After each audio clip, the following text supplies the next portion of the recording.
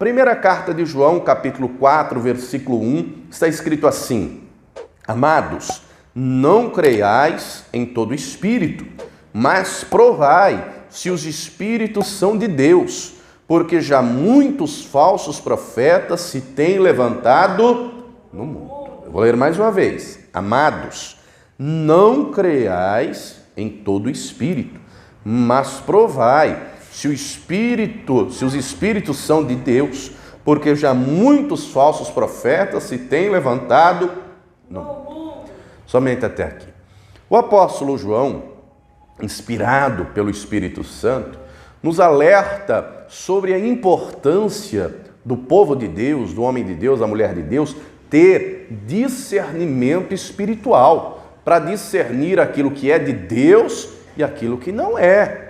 Lembre-se que uma das estratégias do inimigo é a mentira, é o engano, é induzir em erro, é trabalhar com meias verdades, é distorcer a aplicação correta da palavra. E isso ele faz com o intuito de nos derrubar, isso ele faz com o intuito de nos vencer. Mas o Espírito Santo nos dá discernimento, o Espírito Santo ilumina o nosso entendimento para a verdade da Escritura, para vencermos todas as batalhas. Estamos em meio a uma batalha espiritual, cuja palavra diz que no fim dos tempos os demônios iriam agir ainda mais e já estão agindo, e é por isso que nós temos que estar de pé, fortalecidos e alicerçados na palavra de Deus, com habilidade para usar a espada que é a palavra e combater o bom combate e ser fiel até o fim. Quem crê nisso, diga glória a Deus. E quem vai batalhar até o fim, diga glória a Deus. Você crê que o Senhor vai falar conosco? Então, por gentileza, coloque tua Bíblia sobre o teu assento. Vamos dar para o Senhor e para a sua palavra a melhor salva de palmas que você já deu. Fecha os seus olhos, vá aplaudindo, vá glorificando. Senhor, nosso Deus e Pai, Deus bendito, santo, amado e todo-poderoso, a tua igreja te aplaude e te glorifica. Abra os céus agora e receba o louvor da tua igreja, e por essa mesma abertura, vai derramando agora a tua graça, a tua bênção, a tua virtude e o teu poder. Ninguém veio aqui ouvir o homem falar, o homem não tem nada a dizer, todos vemos ouvir a tua voz, a tua palavra. Tome agora os lábios do pregador, a boca do mensageiro, que eu diminua, o Senhor cresça, remova toda a barreira, todo obstáculo, e envia a tua palavra com poder e autoridade, e que a tua palavra agora vá e produza o resultado para qual está sendo enviada, em nome do Senhor Jesus. Diga amém, Senhor. Tome o teu assento, por gentileza. Preste muita atenção, não se distraia. Se você trouxe papel e caneta, tome nota de tudo que vai ouvir e aprender. Traga sempre papel, caneta, anote tudo, confira tudo. Todo cristão tem obrigação de conhecer a palavra de Deus. Amém? Muito bem. A palavra deixa claro que nós temos um adversário, nós temos um inimigo. E qual é o nome desse inimigo, desse nosso adversário? É o diabo.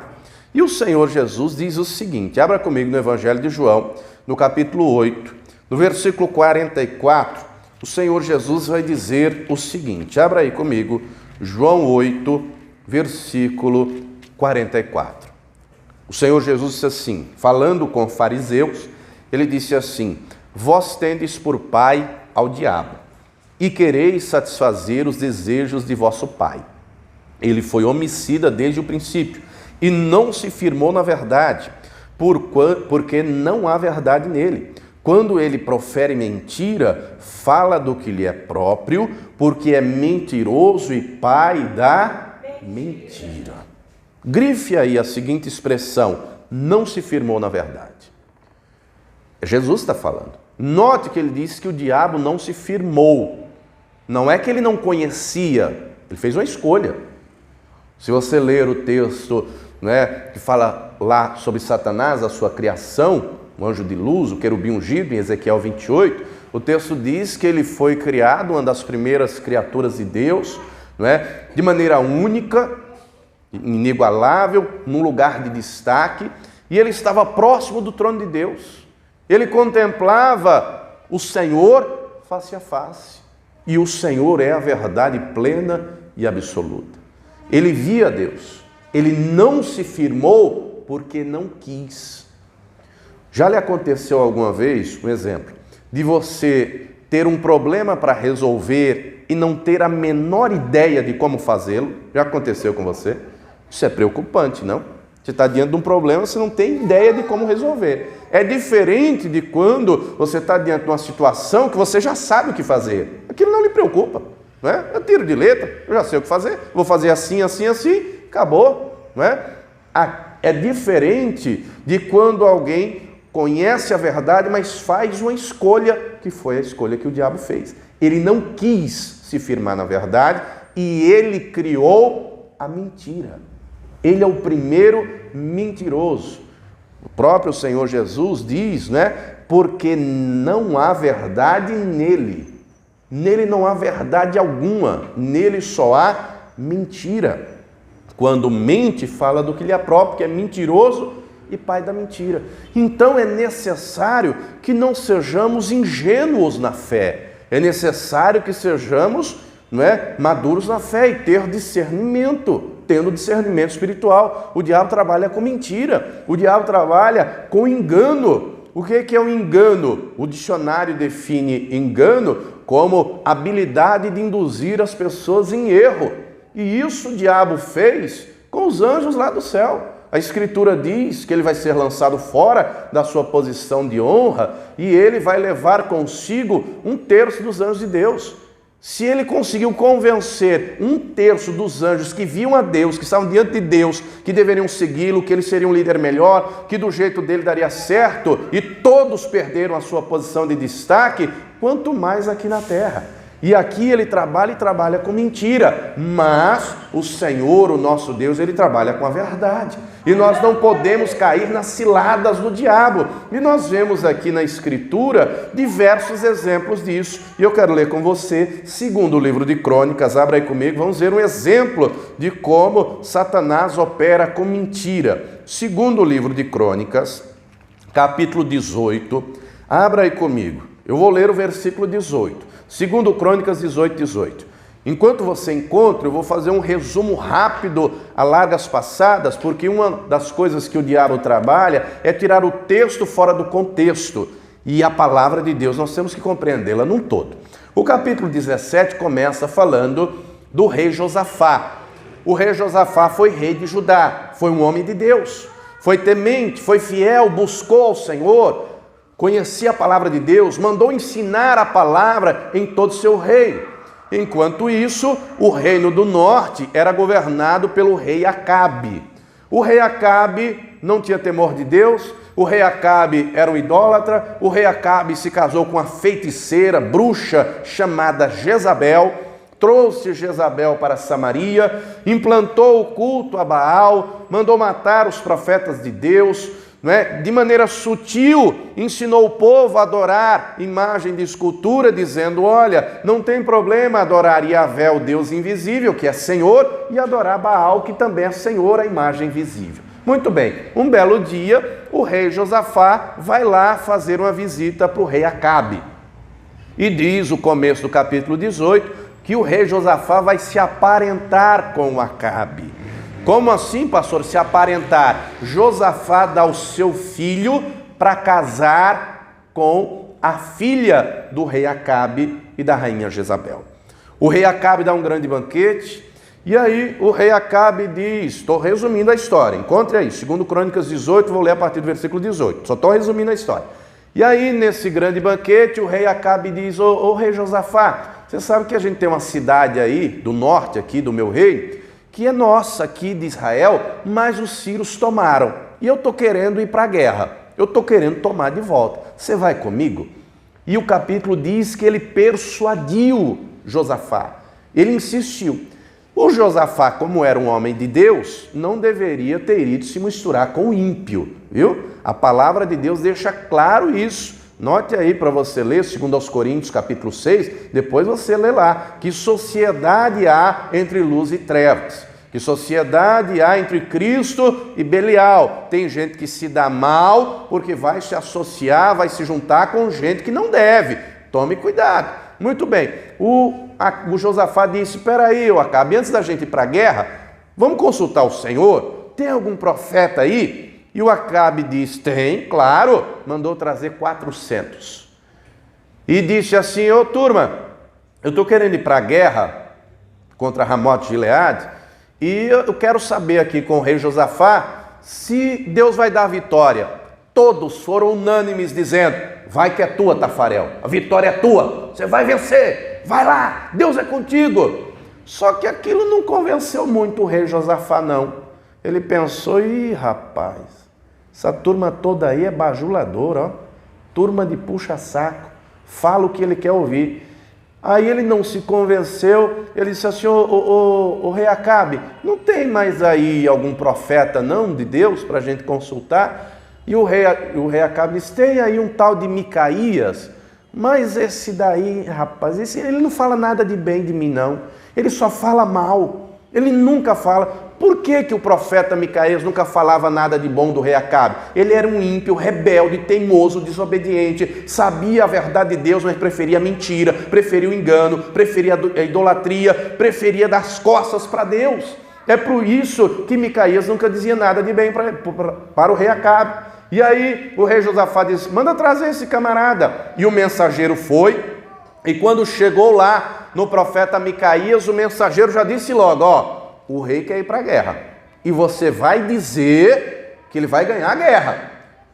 E o profeta Micaías diz, coisa nenhuma. Eu vou dizer o que Deus me mandar dizer. O que Deus me falar, eu vou dizer. Muito bem. O profeta é levado, então, diante da presença do rei Acabe e do rei Josafá. E vamos ler aqui, você encontrou, segundo Crônicas 18:18, o que foi que Deus mandou o profeta dizer, o que foi que Deus mostrou a esse profeta. Disse mais, aqui Micaías contando o que recebeu da parte de Deus. Pois ouvi a palavra do Senhor. Vi o Senhor assentado no seu trono e a todo o exército celestial em pé, a sua mão direita e a sua mão esquerda. E disse o Senhor, quem persuadirá Acabe, rei de Israel, a que suba e caia em Ramote de Gileade? Caia aqui, leia-se, morra. Disse mais, um diz dessa maneira, outro diz de outra. Então, saiu um espírito, grife aí espírito, escreva do lado, Satanás. Você já vai entender o porquê. E se apresentou diante do Senhor e disse, eu o persuadirei. E o Senhor lhe disse, com quê? E ele disse, eu sairei e serei um espírito de mentira, grife essa frase, na boca de todos os seus profetas. E disse o Senhor, tu persuadirás e também prevalecerás. Sai, faze-o assim. Agora, pois, eis que o Senhor pôs um espírito de mentira na boca desses teus profetas, e o Senhor falou o mal a teu respeito. Necessário entender. Por quê? Quem é o pai da mentira, minha gente? Satanás. Deus é a verdade, Deus não é mentira. É necessário entender por quê. O diabo só age até onde Deus permite. Nós encontramos na Escritura a vontade de Deus e a permissão de Deus. Como assim, pastor? Diz o profeta Isaías, né? Fala do Senhor, agindo eu, quem impedirá? Quando Deus quer fazer, Ele faz e ninguém impede. Pode se levantar demônio, o diabo, pode ser o que for. Deus faz, Ele faz e acabou. Ninguém impede o agir de Deus. No entanto, Deus também permite que Satanás atue e ele estabelece limites para isso, não é? Um caso muito notório disso é o livro de Jó. Note que no caso de Jó, é Deus que elogia Jó, não é Jó se autoelogiando, não é a esposa de Jó, não é o filho de Jó, não é o empregado de Jó, é Deus dizendo, viu meu servo Jó?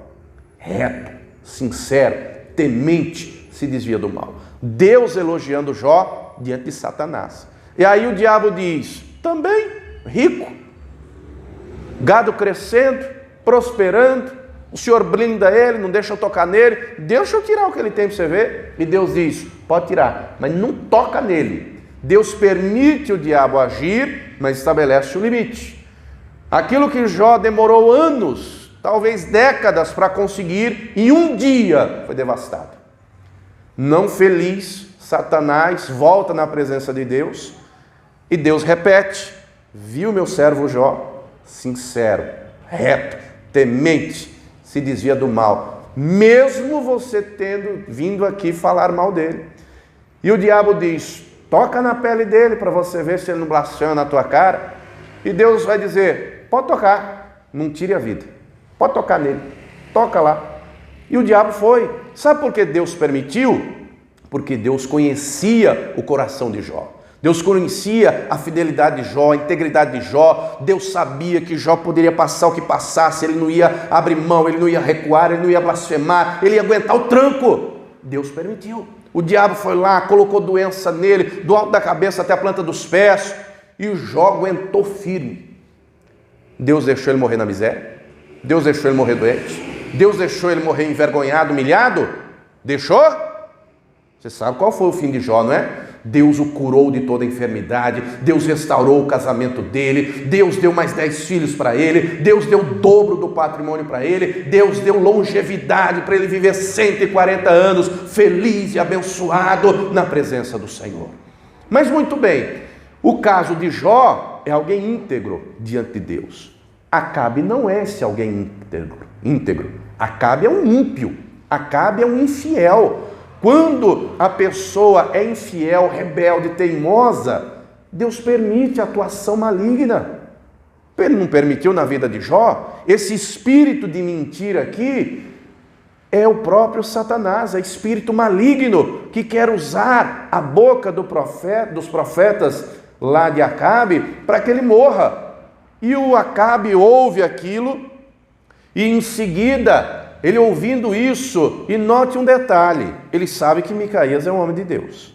Ele sabe que Micaías falou da parte do Senhor. Josafá também. O rei fica irado e vai dizer, coloca esse homem aí, esse profeta, a pão e água, até que eu volte da batalha em paz com a vitória. E aí o profeta vai dizer, voltar? Você não vai voltar coisa nenhuma, você vai morrer lá. O Josafá ouve isso e mesmo assim vai para a batalha. Olha só, um homem de Deus não deveria se associar com quem está andando, não é? Mas foi. Ele ouve o que Deus mandou dizer, ouve a sentença de morte de Acabe e olha a sutileza do Acabe. Eu vou resumir aqui, depois você lê o capítulo inteiro. O Acabe, sabendo que aquela palavra era de Deus e que iria se cumprir, quis dar um jeitinho. Aí o rei Acabe vai dizer, ô Josafá, vamos fazer o seguinte, ao invés de ir os dois com a roupa, a armadura real, em carros, né, de rei, vamos fazer o seguinte, vai você liderando o exército, vai você com a sua roupa de rei, eu vou com a roupa de soldado. Ele sabia que aquela palavra era de Deus. Ele ouviu o espírito de mentira na boca dos seus profetas, ouviu a verdade da boca do profeta de Deus, mas preferiu a mentira e achou que ia dar um jeito. E aí vai ele com roupa de soldado. Chega no campo de batalha, Josafá mesmo assim não teve discernimento espiritual e foi para a batalha. Diga para a pessoa que está lá, você tem que ter discernimento, meu irmão, para evitar os problemas da vida. Muitos problemas a gente toma para nós por falta de discernimento, não entender como é que o mundo espiritual funciona. Vamos ler, eu quero ler com você, abra aí comigo, versículo 28, 2 Crônicas 18, versículo 28. Subiram, pois, o rei de Israel e Josafá, rei de Judá, a Ramote de Gileade. E disse o rei de Israel a Josafá, disfarçando-me eu, então entrarei na peleja. Tu, porém, veste as tuas vestiduras. Disfarçou-se, pois, o rei de Israel e entraram na peleja. Deu ordem, porém, o rei da Síria aos capitães dos carros que tinha, dizendo, não pelejareis nem contra pequeno nem contra grande, senão contra quem? O rei de Israel. O que o rei da Síria diz? Chumbo grosso no rei, eu quero o rei morto, vai para cima lá, vai para cima, deixa o exército de lado, eu quero o rei morto. Versículo 31. Sucedeu, pois, que vendo os capitães dos carros a Josafá, disseram, esse é o rei de Israel, só tinha um com armadura de rei, com carro de rei, e o cercaram para pelejarem. Porém Josafá clamou e o Senhor o ajudou, e Deus os desviou dele, porque sucedeu que vendo os capitães dos carros, que não era o rei de Israel, deixaram de segui-lo. Josafá se viu correndo risco de morte, porque ele vacilou, porque ele não teve discernimento, Porque ele não entendeu que quem estava agindo era um espírito maligno, que Deus avisou. Você já viu aquele ditado que diz assim: quem avisa, amigo é. Ele ouve isso. Era para ele ter desistido e não ir para a guerra. Mesmo assim ele foi. E ele se vê num estreito, correndo risco de morte. Mas ele clama a Deus e Deus, na sua misericórdia, o livra. Deus mostra para aqueles soldados: esse não é o rei de Israel não, é o rei de Judá. Quando eles viram: rapaz, esse é o rei de Judá, vamos embora, vamos procurar o rei de Israel. E aí, dali a pouco, Acabe está pensando: me livrei. Livrou não. Dali a pouco, Deus sem compromisso com a palavra dele, Deus disse que ele ia morrer nessa batalha, e ele vai morrer nessa batalha. Um soldado pega uma flecha, coloca no arco e acaba disparando ao ermo, sem uma direção certa, uma flecha perdida. E a flecha perdida foi dar no peito do rei Acabe. E termina aqui o versículo 34 dizendo que ele morreu. Ele morreu naquele dia, no pôr do sol, do jeito que Deus havia falado. O profeta foi para o calabouço, mas ele foi para a sepultura, foi morto. Então é necessário nós termos discernimento espiritual, porque o diabo, que é o inimigo da nossa alma, trabalha com a mentira, trabalha com o engano. Abra comigo lá na primeira carta de Pedro, no capítulo 5. Quem está vivo, diga amém. Quem está dormindo, diga amém. Glória a Deus. 1 de Pedro 5, vou ler os versículos 8 e 9. Sede sóbrios, vigiai, porque o diabo, vosso adversário, anda em derredor, bramando como leão, buscando a quem possa tragar, ao qual resisti firmes na fé, sabendo que as mesmas aflições se cumprem entre os vossos irmãos no mundo. O diabo está aí ao derredor, ele está procurando brecha, ele está procurando quem dê brecha para ele entrar, ele está procurando como um leão, sangue sedento para devorar, mas nós temos que resistir firme na fé, nós temos que estar de pé. Ele trabalha com mentira, com engano. Ele trabalhou lá no tempo do Antigo Testamento, ele trabalhou contra o próprio Senhor Jesus, ele trabalhou aqui contra a igreja primitiva, e trabalha nos nossos dias também. Abra comigo na carta aos Gálatas, capítulo de número 1. Carta aos Gálatas, capítulo 1. Olha a sutileza de como ele trabalha, deturpando a verdade. Gálatas 1, versículo 6. Abra aí comigo. Maravilho-me de que tão depressa passasseis daquele que vos chamou a graça de Cristo para outro evangelho, o qual não é outro, mas há alguns que vos inquietam e querem transtornar o evangelho de Cristo. Mas, ainda que nós mesmos ou um anjo do céu vos anuncie outro evangelho além do que já vos tenho anunciado, seja anátema. Assim como já vos dissemos, agora de novo também vos digo: se alguém vos anunciar outro evangelho além do que já recebesse, seja anátema. Paulo aqui está falando a igreja que começou bem, começou cheio do Espírito Santo, começou com o poder de Deus, embasado na palavra, mas dali a pouco deixou o evangelho ser distorcido, deturpado, e foi para outro evangelho. E não o único e verdadeiro evangelho de Cristo. No contexto do texto, se você ler a carta inteira, não é? Os que deturpavam diziam: tem que circuncidar igual ao Antigo Testamento. E Paulo vai bater firme: a circuncisão é no coração. No contexto do texto, vão deturpar o evangelho dizendo: tem que voltar às práticas do judaísmo do Antigo Testamento. No contexto do texto, onde há o Espírito Santo, aí há liberdade. O Senhor nos chamou para a liberdade, para a nova vida em Cristo. E aqui encontramos nessa carta uma das listas mais completas de obras da carne e do fruto do Espírito. Olha só. E aqui nós encontramos também um alerta, que no decorrer da história se cumpriu. Paulo vai dizer: ainda que eu mesmo, ou um anjo do céu. Esse anjo que Paulo fala aqui não é um anjo de Deus. Ele está se referindo a demônio. Na outra carta que ele escreve aos Coríntios, volte aí uma página, 2 aos Coríntios, capítulo 11, versículo 13 a 15 diz assim: porque tais falsos apóstolos são obreiros fraudulentos, segundo aos Coríntios 11, 13, transfigurando-se em apóstolos de Cristo. E não é maravilha, porque o próprio Satanás se transfigura em anjo de luz. Não é muito, pois, que os seus ministros se transfigurem em ministros da justiça, o fim dos quais será conforme as suas obras. No decorrer da história, nós vamos ver aquilo que Paulo falou à igreja da Galácia acontecer.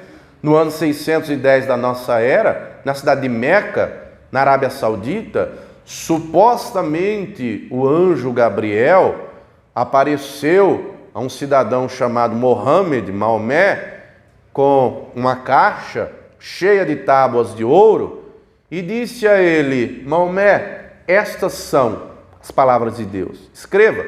E ele escreveu um livro chamado Alcorão, e eu tenho uma cópia do Alcorão.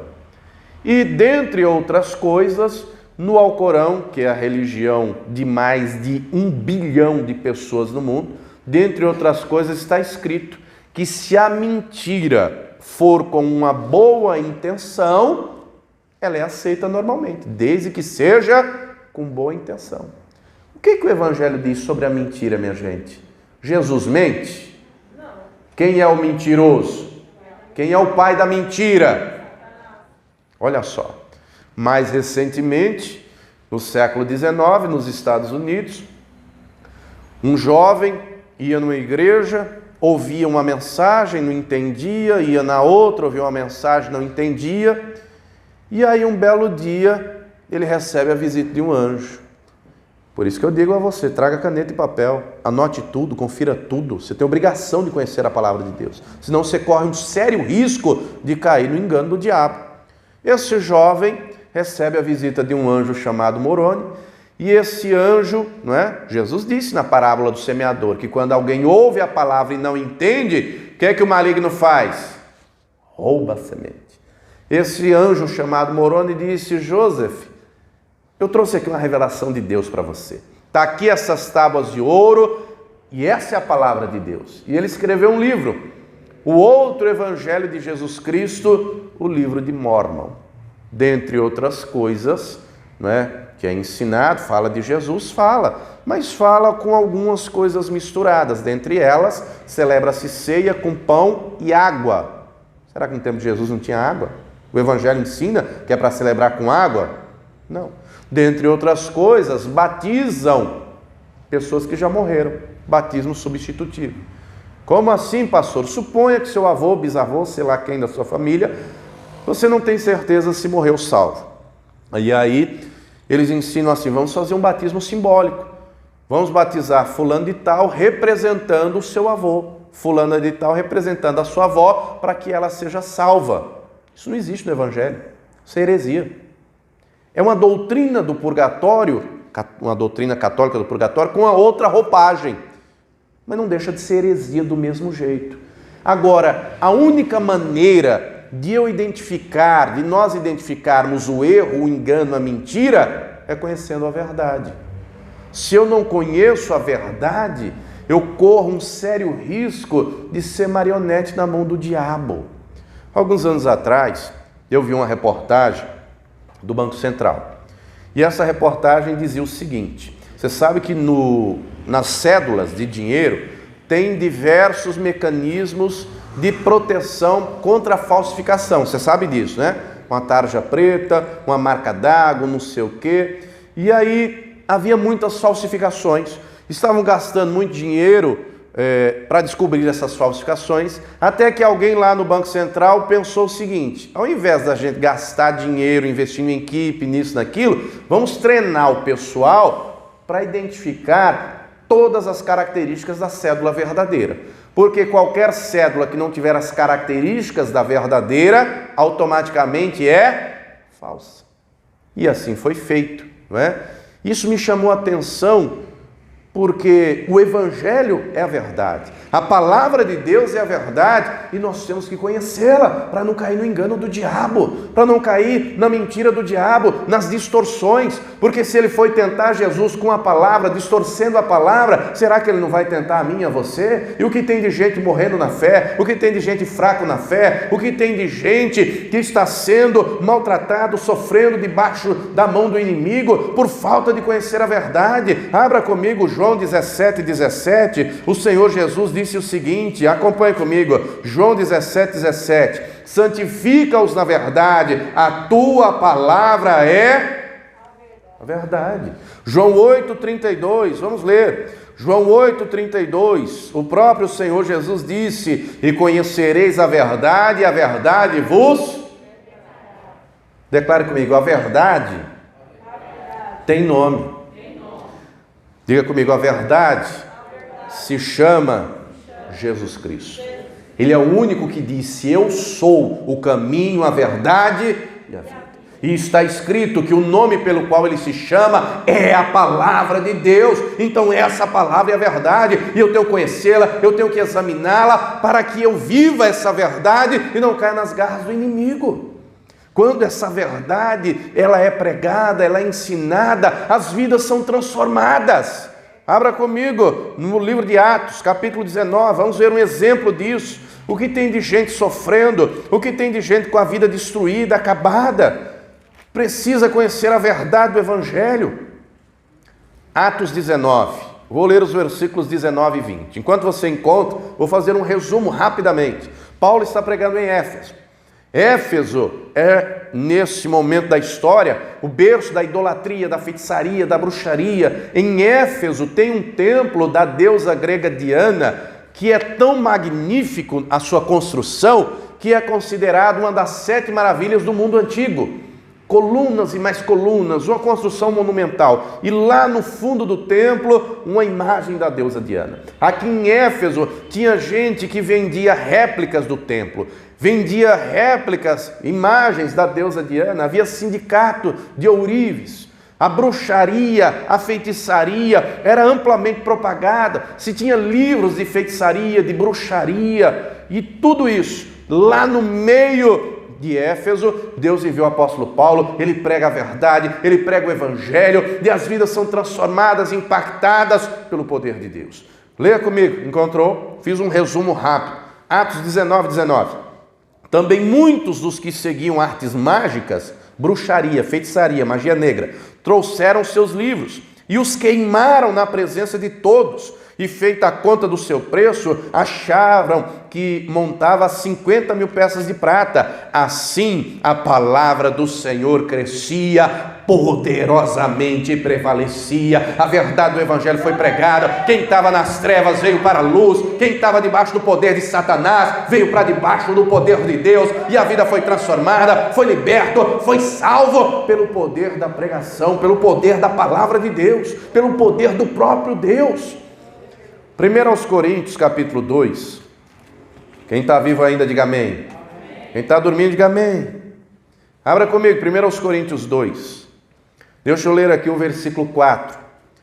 O apóstolo Paulo, inspirado pelo Espírito Santo, diz assim: a minha palavra e a minha pregação não consistiram em palavras persuasivas de sabedoria humana, mas em demonstração do Espírito e de poder, para que a vossa fé não se apoiasse em sabedoria dos homens, mas no poder de Deus.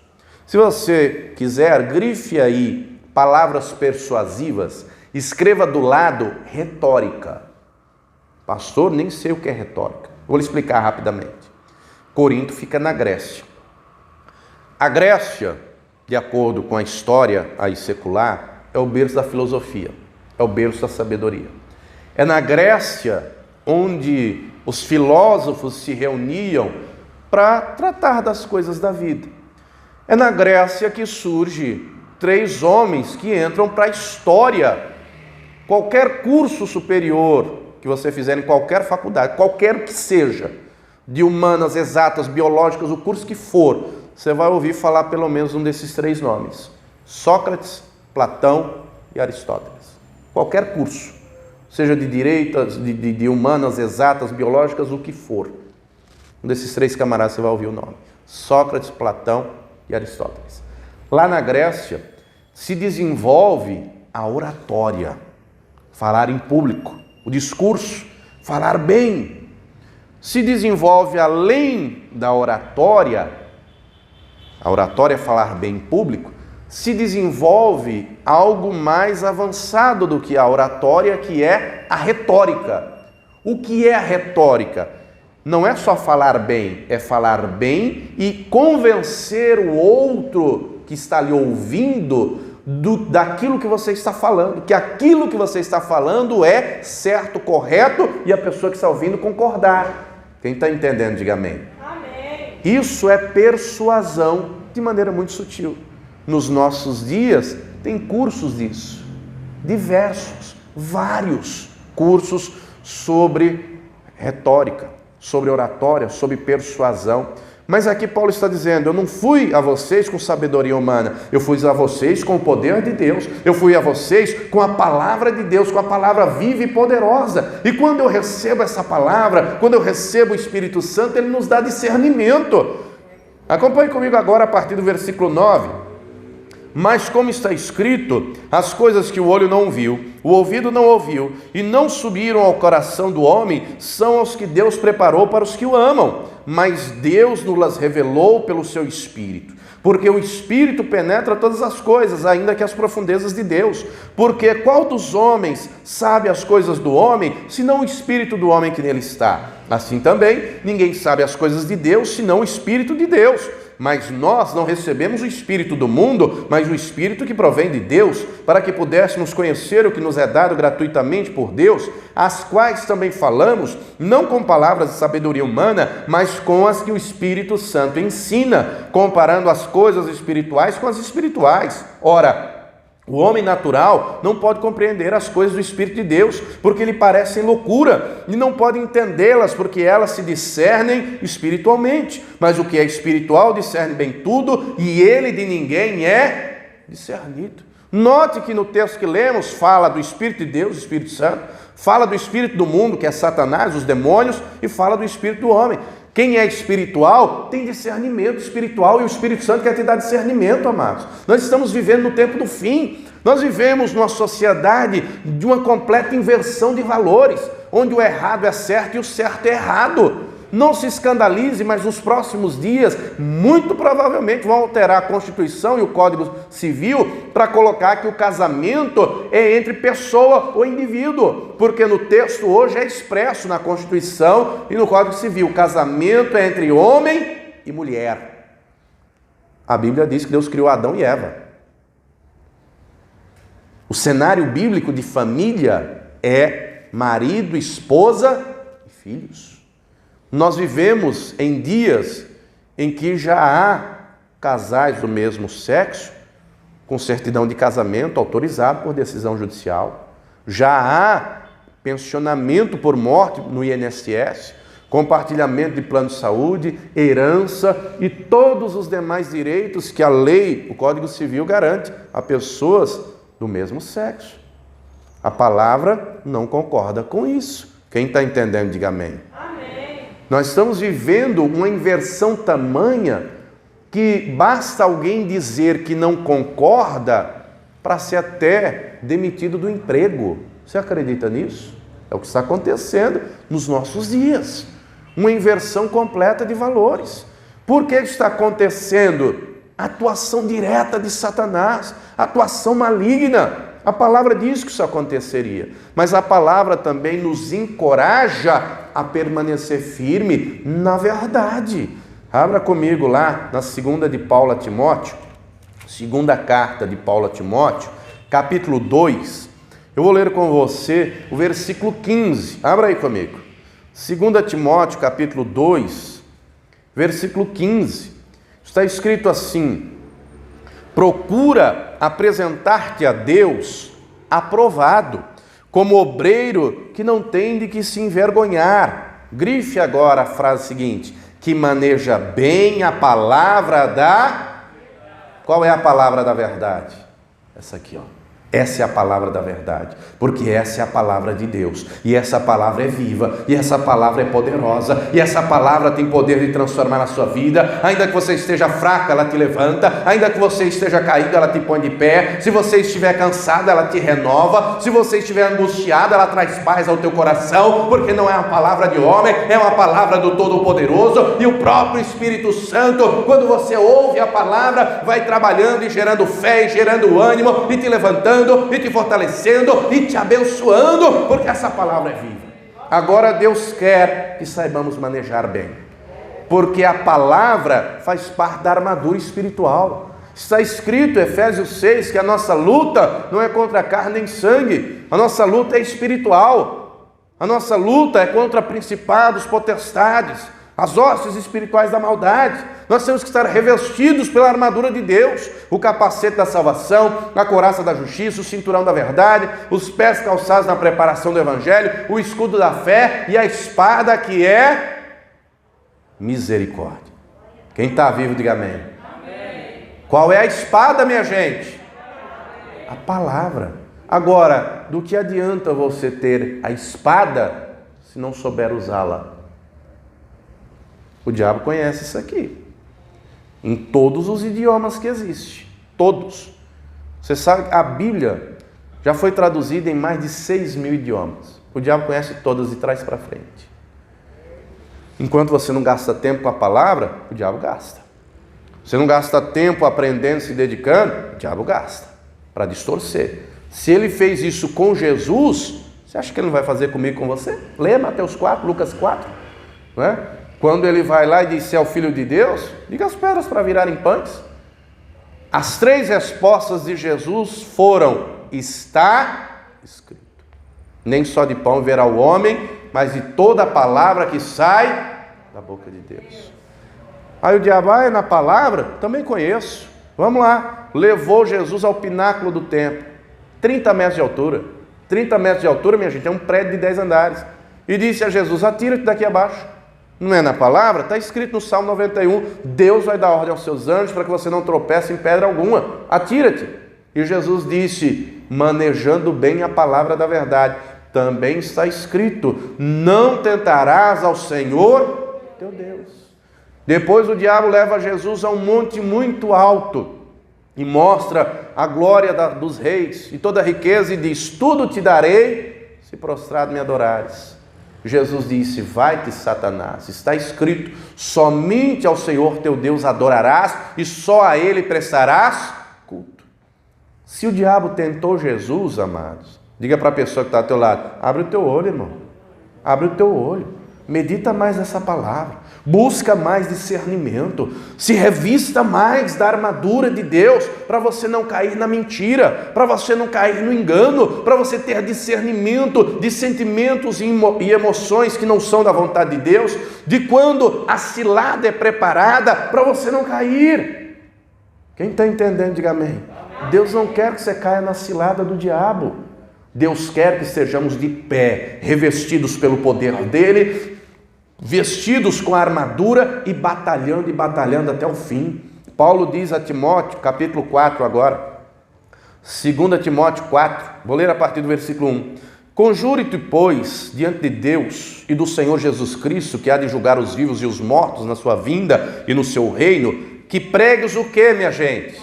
A palavra de Deus. Insista a tempo e fora de tempo, redargue-as, repreendas, exortes com toda longanimidade e doutrina, porque virá o tempo, e já chegou, já estamos vivendo, virá o tempo em que não sofrerão a sã doutrina.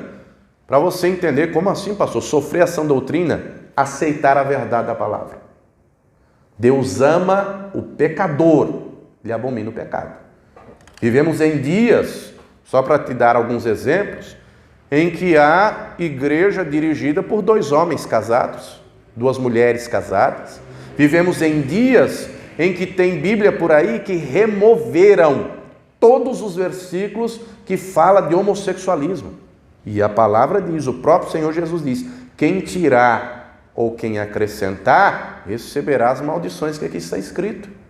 Vivemos nesses dias. Então, tem gente que não aceita a verdade da Escritura, mas prega uma meia-verdade. Só prega dizendo, Deus é amor.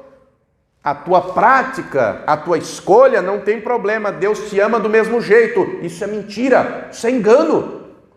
Deus ama o pecador, ele abomina o pecado. E Deus deixa claro, eu te amo, eu morri por você, meu sangue foi derramado, eu ressuscitei, eu estou vivo. Se você crer e se converter e me seguir e me buscar e for fiel até o fim, eu te salvo. Mas se permanecer no erro, na mentira, no pecado, é inferno, é condenação. A escolha é de cada um. Vamos continuar a leitura. Mas tendo comichão nos ouvidos, Amontoarão para si doutores conforme as suas próprias concupiscências, seus próprios desejos, e desviarão os ouvidos da verdade, voltando às fábulas, às histórias. Se você ler a definição de fábula no dicionário, está escrito história artificialmente criada. Vou te dar algumas que é contado no nosso país e no mundo inteiro. No dia 25 de dezembro, ao invés de falar, não é a data que representa o nascimento de Jesus, falam de um velhinho barbudo de roupa vermelha. Na Páscoa, ao invés de falar da morte e ressurreição do Filho de Deus, que morreu por nós, fala de um coelho que bota ovo, sendo que isso é impossível. Coelho não bota ovo, coelho é mamífero, não é ovíparo, mas é o que é contado, é ou não é? É o que é ensinado nas escolas há décadas, há séculos. Estou te dando alguns exemplos, mas estão se voltando às fábulas. Querido, você tem que estar firmado na verdade para não cair no engano, para não cair na mentira. Jesus é a verdade, essa palavra é a verdade, e essa verdade tem que resplandecer na tua vida, e você tem que estar de pé, para que todo levante que vier, você vença, você prevaleça em nome de Jesus. Para terminarmos, Tiago 4,7. Tiago 4,7, passa algumas páginas à frente. Sujeitai-vos, pois, a Deus, resisti ao diabo e ele... Vamos ler todos juntos? Sujeitai-vos, confesso, sujeitai-vos, pois, a Deus, resisti ao diabo e ele fugirá de vós. Se eu não me sujeitar a Deus, eu não consigo resistir ao diabo. No mundo espiritual não dá para viver de aparência. Eu posso viver de aparência para você. Você pode viver de aparência para mim. Ou, como todo mundo conhece, a rede social, né? Muita gente na rede social vive vida de aparência. Uma vida que é fictícia, utópica, não é realidade. O mundo espiritual sabe quem é e quem não é. O mundo espiritual sabe quem de fato é de Deus e quem não é. Quem de fato está firme na fé, cheio do poder de Deus, vivendo a palavra, batalhando, se esforçando, e quem vive aquela vida de aparência. A escolha é sua. A liberdade é sua. Eu escolhi se sujeitar a Deus. Eu escolhi batalhar pela fé. As lutas vêm, mas o Senhor está conosco. E ainda que os levantes venham, se você decidir se sujeitar a Deus, Ele vai te fortalecer, Ele vai te revestir, Ele vai te renovar, Ele vai te encher com o poder dEle, e você vai estar de pé, e você vai vencer os levantes, e cada luta que vier será um testemunho para glorificar o nome do Senhor. Quem crê nisso, diga glória a Deus. Se coloque de pé, por gentileza. Vamos orar, vamos falar com Deus. Satanás está agindo. A atuação maligna está aí. Nós temos que fazer a nossa parte, porque o Senhor Jesus disse: aquele que perseverar até o fim será salvo. Eu só consigo discernir o que é verdade e o que é mentira quando eu conheço a verdade. Se eu não conhecer a verdade, eu corro o risco de ser enganado. Eu corro o risco de cair no engano, ser induzido em erro. Não é isso que Deus espera. Deus quer um povo que ama a verdade. E a Escritura fala muito sobre isso. Quem não ama a verdade, quem ama a mentira, o engano, o pecado, Deus permite. Leia depois Romanos capítulo 1, leia depois 2 Tessalonicenses capítulo 2. Quando a pessoa ama o pecado, a mentira, o engano, Deus permite a atuação maligna. Nós temos que amar a verdade e perseverar. Não somos perfeitos, mas nós não podemos aceitar o pecado. Nós não podemos aceitar ficar sentados de maneira alguma. Nós temos que se colocar de pé na fé e batalhar e lutar e se dedicar a essa palavra e ter vida de oração e buscar a santidade, porque sem ela ninguém verá Deus, e nos fortalecer no Senhor e na força do seu poder para repreendermos toda a força do inimigo, para permanecer firme diante de toda seta, de toda cilada, de todo agir das trevas. Nós vamos orar para isso.